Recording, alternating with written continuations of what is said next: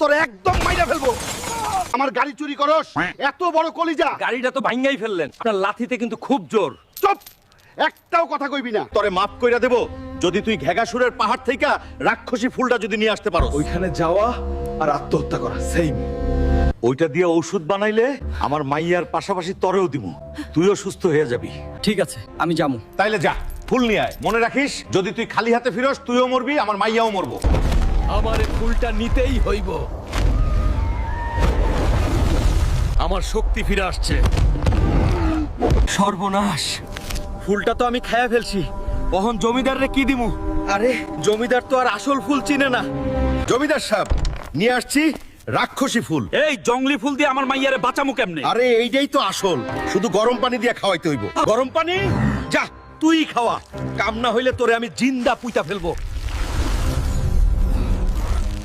এইটা কি হইলো?